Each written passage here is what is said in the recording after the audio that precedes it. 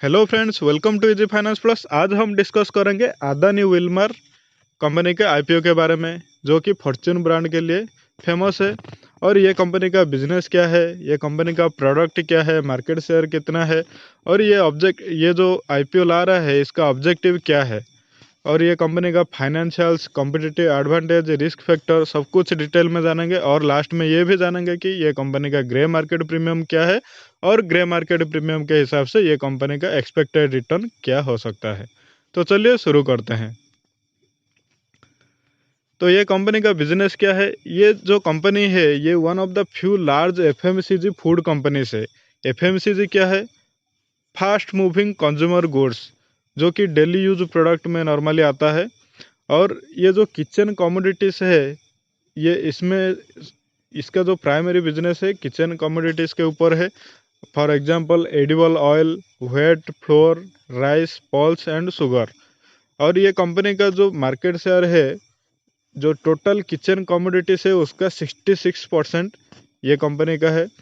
और ये जो कंपनी है, जैसे कि हम पहले भी डिस्कस किए, फ्लोर, राइस, पल्स, शुगर, ये सब प्रोडक्ट को सेल करता है।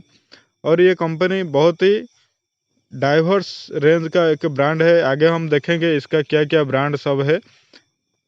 और इसका जो कस्टमर ग्रुप भी है जो डाइवर्स्ड है, मतलब कोई एक ही सेगमेंट का कस्टमर को ये सेल नहीं करता है, बहुत ही डाइवर्सिफाइड कस्टमर को ये सेल करता है।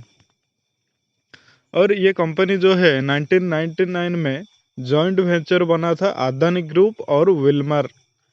जॉइंट वेंचर क्या है? जॉइंट वेंचर जब कोई दो अलग अलग कंपनी एक स्पेशल पर्पज के लिए दोनों मिल के काम करते हैं। मतलब दो कंपनी है, फॉर एग्जांपल ए और बी।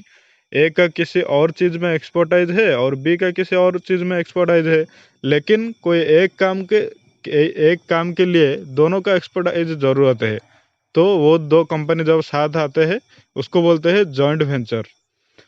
और अदानी तो पता है ये एक इंडिया का बहुत ही अच्छा ग्रुप है, ग्रुप ऑफ कंपनीज। और विल्मर जो है ये भी एक एशिया का लार्जेस्ट एग्री बिजनेस ग्रुप है। और ये जो सिंगापुर स्टॉक एक्सचेंज में लिस्टेड है, और ये 7th लार्जेस्ट लिस्टेड कंपनीज में है। और ये अदानी जो ग्रुप है इसका क्या एक्सपर्टाइज है, ये लोकल मार्केट को समझता है। लोकल मीन्स इंडियन मार्केट को। और इंडिया में जो एडवांस्ड लॉजिस्टिक नेटवर्क इसका है, ये कंपनी को हेल्प करता है। और इसका एक्सटेंसिव एक्सपीरियंस भी है डोमेस्टिक ट्रेडिंग में। और विल्मर का क्या एक्सपर्टाइज है?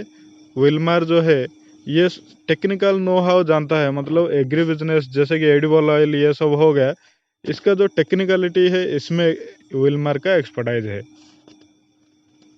और यहाँ से आप देख सकते हैं ये सब जो है फर्स्ट कॉलम जो है ये अदानी विल्मर का ब्रांड से है, जैसे कि फॉर्च्यून, बुलेट, किंग्स, आधार, ये सब आप देख सकते हैं अवसर। और ये जो रुचि सोया है, जो जिसे कि पतंजलि 2019 में एक्वायर किया था, ये इसका बहुत बड़ा कॉम्पिटिटर है। और रुचि सोया का ब्रांड भी आप देख सकते हैं, न्यूट्रेला, महाको, सॉन्डिस, रुचि गोल्ड, ये सब। और ये भी और कुछ जो है कॉम्पिटिटर आप देख सकते हैं, जैसे कि इमामी एग्रोटेक, कारगिल, मारिको, बॉन्ज, जेमिनी, ये सब। और एडिबल ऑयल सेक्टर में अदानी विल्मर क्या क्या मैन्युफैक्चर करता है? Palm oil, soybean oil, mustard oil, sunflower oil, cottonseed oil, groundnut oil, rice bran oil, blended oil और वनस्पति। आप देख सकते हैं ये एक ही कंपनी है जो कि ये सारे ऑयल मैन्युफैक्चर करता है, और कोई ऐसा नहीं है। रुचि सोया जो कि इसका सबसे बड़ा कॉम्पिटिटर है, वो भी ग्राउंड नट ऑयल और राइस ब्रान ऑयल मैन्युफैक्चरिंग नहीं करता है। और इसमें आप एक ओवरऑल आइडिया मिल जाएगा कि अदानी विल्मर का जो रेवेन्यू है कितना परसेंटेज किस में से आता है। तो इसका अगर रेवेन्यू 100 है तो उसमें से जो 65 रुपीज़ है वो एडिबल ऑयल से आता है। मतलब हम जो अभी ऑयल सब डिस्कस किए उसमें से ही 65 रुपीज़ आता है। और 25 रुपीज़ इंडस्ट्री एसेंशियल से आता है। इंडस्ट्री एसेंशियल क्या होता है? जैसे कि सोप और जो हैंड वॉश होता है उसमें से जो केमिकल यूज होता है उसको बोलते हैं इंडस्ट्रियल एसेंशियल्स। और फूड एफएमसीजी में 11 रुपीज़। अगर टोटल रेवेन्यू 100 रुपीज़ है तो 65 rupees edible oil, food FMCG में 11 रुपीज़ और इंडस्ट्री एसेंशियल से 25 रुपीज़। और ये जो एडिबल सेगमेंट है उसमें से क्या क्या जो एडिबल ऑयल्स है सबसे ज़्यादा रेवेन्यू लाता है, वो भी पाम ऑयल है, सोया ऑयल है और सनफ्लावर, और बाकी अदर्स भी है। और फूड एंड एफएमसीजी में है क्या है, सबसे ज़्यादा 40% तो आता है व्हेट फ्लोर सेल से, और राइस सेलिंग से आता है 35%, और पल्स और बेसन से 14% आता है। और इंडस्ट्री एसेंशियल में क्या क्या आता है, ओलियो केमिकल्स होता है जो कि 19%, और कैस्टर जो होता है वो 31%, और अदर प्रोडक्ट से 50%। तो ये जो अदानी विल्मर कंपनी है, ये edible oil, branded edible oil जो आता है उसका मार्केट शेयर में नंबर 1 है। और ये टॉप 10 एफएमसीजी कंपनीज का आता है, इंडिया का जो टॉप 10 एफएमसीजी कंपनी है उसमें आता है। और ये एक लार्जेस्ट इंपोर्टर है क्रूड ऑयल का। इसके पास कितना मैन्युफैक्चरिंग यूनिट है, 22, और इसका हाउस होल्ड रीच कितना है, 9 करोड़ के आसपास। और ये कंपनी का रिटेल आउटलेट जो है 16 लाख है, और डिस्ट्रीब्यूटर नेटवर्क 5500 से भी ज़्यादा है। और ये कंपनी का रेवेन्यू जो है 13.4% CAGR में ग्रो कर रहा है। और फाइनेंशियल ईयर 21 के हिसाब से इसका जो रेवेन्यू है 371 बिलियन रुपीज़ से भी ज़्यादा है। और ये कंपनी का जो पैट है, प्रॉफिट आफ्टर टैक्स जिसे बोलते हैं, वो 39.2% से ग्रो कर रहा है। और ROC जिसे बोलते हैं, रिटर्न ऑन कैपिटल एम्प्लॉयड, ये 22% से ग्रो कर रहा है। और इसका जो प्रोडक्ट है, एक है कंज्यूमर स्टेपल्स जो कि 26.9% से ग्रो कर रहा है। और ब्रांडेड पोर्टफोलियो जो है ये 75 से 86% CAGR में ग्रो कर रहा है। और इसमें आप एडिबल सेगमेंट में देख सकते हैं अदानी विल्मर कहाँ खड़ा होता है इसका कॉम्पिटिटर के कंपैरिजन में। तो ये इसका जो मार्केट शेयर है 17% है, जो कि इसका कॉम्पिटिटर मेन जो है रुचि सोया, इसका 8%, मतलब उसका डबल से भी ज़्यादा है। और ये एक क्लियर लीडरशिप है फ्रैगमेंटेड सेगमेंट। मतलब फ्रैगमेंटेड सेगमेंट किसको बोलेंगे, फ्रैगमेंटेड मार्केट जिसमें बहुत सारा प्लेयर्स है, लेकिन उसी प्लेयर्स का भी ये लीडर है एडिबल ऑयल सेगमेंट में। और आप ये भी देख सकते हैं जैसे कि सोयाबीन, ये जो एडिबल ऑयल है ये अलग अलग टाइप का है। सोयाबीन एडिबल ऑयल में ये नंबर 1 में है, मस्टर्ड में नंबर 1 है, पाम ऑयल में नंबर 2 है, सनफ्लावर में टॉप 3 में आता है, और राइस ब्रान ऑयल में टॉप 2 में आता है। और आप ये देख सकते हैं फूड एफएमसीजी में बासमती राइस का जो ये एंट्री किया था 2015 में, और 2021 तक इसका 6.6% से ग्रो कर रहा है। और 2014 में सोया चंक ये प्रोडक्ट लाया था, और 2020 तक ये 18% में ग्रो कर रहा है। और व्हेट फ्लोर 2018 में लाया था, और ये नंबर 2 में अभी है। 2021 में 3.4% में ग्रो करके नंबर 2 में है। और ऑल ओवर इंडिया में इसका रीच आप देख सकते हैं, जैसे कि इसका जो मैन्युफैक्चरिंग फैसिलिटीज़ है ये मुंद्रा में है, हल्दिया में है, अलवर, नीमच, विदिशा, नागपुर, कृष्णापट्टनम, ये सब जगह है। और इसका जो 22 मैन्युफैक्चरिंग यूनिट है, इसमें से टोटल टॉलिंग यूनिट 28 है, जिसमें कि रिफाइनरीज 18 है, और क्रॉसिंग यूनिट 10 है। और इसमें से जो 10 इंडिया का 10 लोकेशन में है। और ये मैप से आप अच्छे से जान सकते हैं कहाँ कहाँ है, जॉइंट वेंचर यूनिट कितना है, ओन यूनिट कितना है, और टॉलिंग यूनिट कितना है। और ये कंपनी का जो है एक ऑनलाइन पोर्टल भी है, जिससे ये फॉर्च्यून ब्रांड का प्रोडक्ट सब सेल करते हैं। फॉर्च्यून ऑनलाइन जो है इसका ऑनलाइन पोर्टल है, और ये अभी के लिए 20 सिटी में अवेलेबल है। और इसका ये कंपनी का टारगेट है कि ये 20 से बढ़ाकर 100 सिटी में अवेलेबल कराएगा। और ये कंपनी का फॉर्च्यून मार्ट भी है, मतलब ये इसमें जो फिजिकल स्टोर है इसमें सिर्फ फॉर्च्यून ब्रांड का प्रोडक्ट ही मिलेगा, जो कि अभी 8 आउटलेट है ऑल ओवर इंडिया में। और कंपनी का टारगेट है कि इसको बढ़ा के 40 करने के लिए। तो फ्रेंड्स चलिए अदानी विल्मर का कॉम्पिटिटिव एडवांटेज क्या है वो डिस्कस करते हैं। ये कंपनी के पास एक डाइवर्सिफाइड प्रोडक्ट पोर्टफोलियो है, जैसे कि हम डिस्कस किए ये एडिबल ऑयल सेगमेंट में भी है, फूड एफएमसीजी में है, और जो इंडस्ट्रियल एसेंशियल्स उसी सेगमेंट में भी है। तो इसका जो प्रोडक्ट है ये डाइवर्सिफाइड है, और इसका स्ट्रॉन्ग ब्रांड रिकॉल है, जैसे ये फॉर्च्यून हो गया। ऐसे ही इसका बहुत सारा ब्रांड है जो कि बहुत ही स्ट्रांग ब्रांड है, और ब्रॉड कस्टमर रीच है। और ये जो एडिबल ऑयल सेगमेंट है इसमें ये लीडरशिप रोल प्ले करता है। और जो पैकेज्ड फूड बिजनेस है, जैसे कि आप फॉर्चून का भी बहुत सारा पैकेज्ड फूड आता है, उसमें ये लीडरशिप रोल प्ले करता है। और जो ओलियोकेमिकल मैन्युफैक्चरर है उसमें से ये एक one of the largest oleochemical manufacturer है। और इसका जो रॉ मटेरियल है ये आउटसोर्सिंग का जो कैपेबिलिटी है बहुत ही अच्छा है। ये टॉप ग्लोबल सप्लायर से रॉ मटेरियल सोर्सिंग करता है। और इसका जो बिजनेस मॉडल है बहुत ही इंटीग्रेटेड है और वेल एस्टेब्लिश्ड है। और इसका जो मैन्युफैक्चरिंग कैपेबिलिटीज है वो भी बहुत स्ट्रांग है। और ये कंपनी का जो डिस्ट्रीब्यूशन नेटवर्क है ये ऑल ओवर इंडिया में भी है। और इसका रोबस्ट डिस्ट्रीब्यूशन इंफ्रास्ट्रक्चर है जो कि बहुत ही अच्छा एडवांटेज है। और ये कंपनी एनवायरमेंटल फ्रेंडली और सोशल सस्टेनेबिलिटी है। और ये कंपनी एक प्रोफेशनल मैनेजमेंट है और एक्सपीरियंस्ड बोर्ड है जो कि कंपनी का ग्रोथ में हेल्प करता है। तो चलिए देखते हैं कंपनी का क्या क्या रिस्क फैक्टर है। तो अगर कोई भी एडवर्स इफेक्ट होता है कंपनी का लोकल या फिर ग्लोबल वेदर पैटर्न में, तो क्योंकि इसका जो प्रोडक्ट है वो एग्रीकल्चर से रिलेटेड है बहुत सारा प्रोडक्ट, तो लोकल या फिर ग्लोबल लेवल में वेदर पैटर्न में कुछ भी चेंज होता है तो कंपनी का सेलिंग में भी और प्रोडक्ट मैन्युफैक्चरिंग में भी प्रॉब्लम आएगा।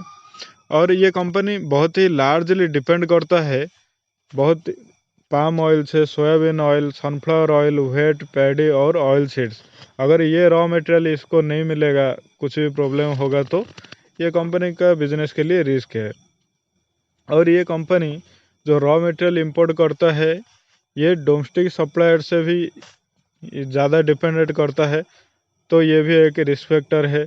और ये कंपनी अगर ये जो इसका डाइवर्सिफाइड ऑपरेशन है ये मैनेज करने के लिए एबल नहीं रहा, मतलब मैनेज नहीं कर सकता है, तो इसका बिजनेस के लिए ये भी रिस्क है।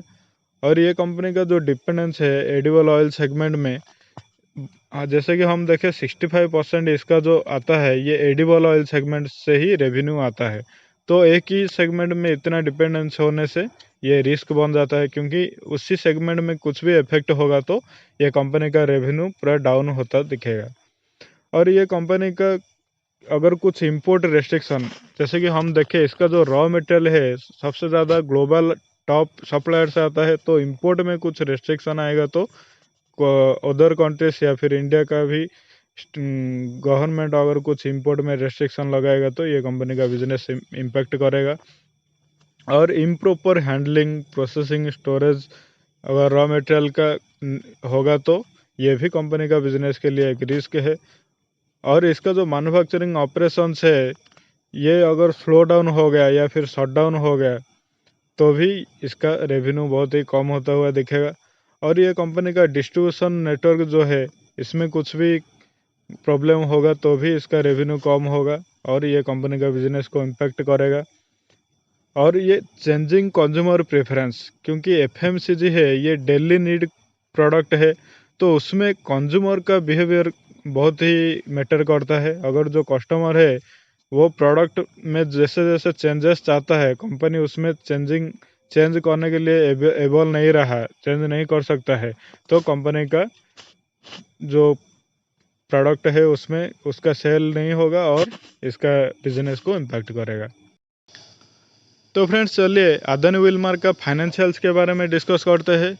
इसका जो टोटल रेवेन्यू है फाइनेंशियल ईयर 20 में ये था 29,766 करोड़ रुपीस, और ये फाइनेंशियल ईयर 21 में बढ़ के हो गया 37,195 करोड़ रुपीस। और इसका जो ये जो फाइनेंशियल ईयर 22 का सेकंड क्वार्टर 2 तक इसका रेवेन्यू कितना था 24,957 करोड़ रुपीस। और इसका जो पैट है, प्रॉफिट आफ्टर टैक्स, ये 460 करोड़ रुपीस था FY20 में, और फाइनेंशियल ईयर 21 में ये बढ़ के हो गया 727 करोड़ रुपीस। और आप ये देख सकते हैं ये क्वार्टर 2 मतलब ऑलमोस्ट हाफ साल का एक हाफ होता है, और इसमें से ये 357 करोड़ रुपीस हो गया। तो कंपनी का ग्रोथ अच्छा है। तो कंपनी ये IPO क्यों ला रहा है, क्योंकि कंपनी एक्सपेंशन करना चाहता है और एक्सपेंशन के लिए मैन्युफैक्चरिंग फैसिलिटीज़ जो और भी बनाना है, उसके लिए जो फंडिंग चाहिए वो आईपीओ के थ्रू रेज करना चाहता है। और ये इसका जो बोरोइंग है उसको रीपेमेंट करने के लिए भी चाहिए, और कुछ स्ट्रैटेजिक एक्विजिशन और इन्वेस्टमेंट के लिए भी कंपनी को फंड चाहिए, और कुछ ये इन्वेस्ट करेगा जनरल कॉर्पोरेट पर्पज में यूज करेगा ये आईपीओ का फंड्स। तो चलिए देखते हैं कंपनी का वैल्यूएशन और लिस्टेड पेयर कंपैरिजन। तो ये कंपनी का जो अर्निंग पर शेयर है ईपीएस, ये 5 रुपीज़ है अगर लास्ट 3 फाइनेंशियल ईयर का एवरेज देखेंगे, और रिटर्न ऑन नेटवर्थ जो है ये 19.97 रुपीज़ है, और इसका जो price to book value ratio ये 7.20 रुपीज़ है, और एनएवी जो है ये 31.95 रुपीज़ है। और अगर हम फाइनेंशियल ईयर 22 का अगर प्राइस टू अर्निंग रेशियो देखेंगे, तो ये कंपनी डिमांड कर रहा है एक 44 पी रेशियो का। इसका जो आईपीओ प्राइस है इसके हिसाब से इसका पी 44 हो रहा है। और कंपनी का जो लिस्टेड पेयर है, लिस्टेड पेयर क्या होता है, जो कि कंपनी का कॉम्पिटिटर है और जो ऑलरेडी लिस्टेड है स्टॉक एक्सचेंज में। तो ऐसा कौन कौन सा कंपनी है? हिंदुस्तान यूनिलीवर है, ब्रिटानिया इंडस्ट्रीज है, टाटा कंज्यूमर प्रोडक्ट है, डाबर इंडिया है, मैरिको लिमिटेड है, नेस्ले इंडिया है, ये सब इसका पेयर है। और इनका क्या पी रेशियो है? ये 65 है हिंदुस्तान यूनिलीवर का, ब्रिटानिया का 53 है, टाटा कंज्यूमर का 91 है, डाबर इंडिया का 67 है, और मैरिको का 53 और नेस्ले का 81 रुपीज़ है। और इसका कंपैरिजन में आप देखेंगे तो अदानी विल्मर डिमांड कर रहा है 44 रुपीज़ का पी। और गोदरेज और आईटीसी का ये भी इसको कंपैरिजन में आ सकता है। तो इनका पी क्या क्या है? गोदरेज का 71 है और आईटीसी का 18.91 रुपीज़ है। तो फ्रेंड्स चलिए आईपीओ का डिटेल में जानते हैं आईपीओ के बारे में। ये एक बुक बिल्ड टाइप इशू है, मतलब आप डेली इसका सब्सक्रिप्शन स्टेटस चेक कर सकते हैं। और इसका फेस वैल्यू जो है 1 रुपीज़ है। और आईपीओ का प्राइस क्या है? प्राइस रेंज 218 से 230 रुपीज़ है, और 230 जो है ये कट ऑफ प्राइस है इसका। और मार्केट लॉट क्या है? एक लॉट में 65 शेयर आता है, और मिनिमम आप एक लॉट के लिए ही अप्लाई कर सकते हैं, मतलब 65 रुपीज़ के 65 शेयर के लिए अप्लाई कर सकते हैं। लिस्टिंग कहाँ हो रहा है? बीएसई एनएसई दोनों में हो रहा है। इशू साइज क्या है? 3600 करोड़ रुपीज़ है। और एम्प्लॉय के लिए कितना डिस्काउंट है? 21 रुपीज़ पर शेयर डिस्काउंट है। और क्यूआईबी मतलब क्वालिफाइड इंस्टीट्यूशन के लिए कितना रिजर्व है? 50%। रिटेल मतलब हम जैसे के लिए 35% शेयर रिजर्व है, और एनआईआई सेगमेंट के लिए 15% शेयर रिजर्व है। तो फ्रेंड्स चलिए अदानी विल्मर आईपीओ का टेंटेटिव टाइम टेबल डिस्कस करते हैं। आईपीओ सब्सक्रिप्शन के लिए कब ओपन हो रहा है? जनवरी 27 को। और आईपीओ क्लोज कब हो रहा है? जनवरी 31 तारीख को। और जिसको भी शेयर अलॉट होना है कब होगा? फरवरी 3 तारीख को। और जिसको भी अलॉट नहीं हुआ रिफंड कब होगा? फरवरी 4 तारीख को। और जिसको ये शेयर अलॉट हो गया डीमैट अकाउंट में कब क्रेडिट होगा? फरवरी 7 तारीख को। और ये जो आईपीओ है स्टॉक एक्सचेंज में कब लिस्टिंग हो रहा है? फरवरी 8 तारीख को। 8 तारीख मतलब फरवरी 8 तारीख 10 बजे 9:15 को स्टॉक मार्केट ओपन होता है, लेकिन आईपीओ जब भी लिस्ट होता है 10 बजे ही होता है। और ये आईपीओ का लॉट साइज क्या है? मिनिमम एक लॉट के लिए आप अप्लाई कर सकते हैं, मतलब 65 शेयर्स। और इसके लिए कट ऑफ प्राइस के हिसाब से, कट ऑफ प्राइस था 230 रुपीज़, उसके हिसाब से आपको कितना पैसा चाहिए? 14,950 रुपये। और मैक्सिमम आप अप्लाई कर सकते हैं 13 लॉट के लिए, जिसमें आता है 845 शेयर, और आपको चाहिए 1,94,350 रुपये। और ये कंपनी का प्रोमोटर होल्डिंग क्या है, मतलब कंपनी का जो ओनर है ये कंपनी का शेयर कितना होल्ड करता है? पहले आईपीओ इशू से पहले 100%, तो और 13% ओएफएस है, मतलब ऑफर फॉर सेल। तो कंपनी ये 13% सेल करने के बाद कंपनी के पास रहेगा 87.92%। तो कंपनी कितना एक्सपेक्टेड रिटर्न दे सकता है? इसका अगर जीएमपी देखेंगे तो इसका जीएमपी 18 जनवरी में 170 रुपीज़ था, जो कि 73% के आसपास था। लेकिन 19 जनवरी को ये कम होके 110, उसके बाद 100 रुपीज़ हो गया। और 24 जनवरी को 70, और अभी ये कम होके 50 रुपीज़ हो गया। 50 रुपीज़ में भी आप बोल सकते हैं कि जीएमपी के हिसाब से ये कंपनी 20% रिटर्न दे सकता है। तो फ्रेंड्स, ये है वीडियो का अंत। आशा करता हूँ कि वीडियो आपको बहुत अच्छा लगा होगा और आईपीओ का रिव्यू अच्छे से समझ में आ गया होगा। तो वीडियो को लाइक कीजिए और आपके मन में कुछ भी क्वेश्चन है या फिर सजेशन है तो आप कमेंट करके बता सकते हैं। आप ये यूट्यूब चैनल को सब्सक्राइब कीजिए और सब्सक्राइब के पास जो बेल आइकन है उसको भी प्रेस कर दीजिए ताकि मेरा हर वीडियो का नोटिफिकेशन आपको मिलता रहेगा। आप इजी फाइनेंस प्लस को इंस्टा और एफबी में फॉलो कर सकते हैं। दोनों का लिंक आपको डिस्क्रिप्शन बॉक्स में मिल जाएगा। तो friends, goodbye and take care. Signing of.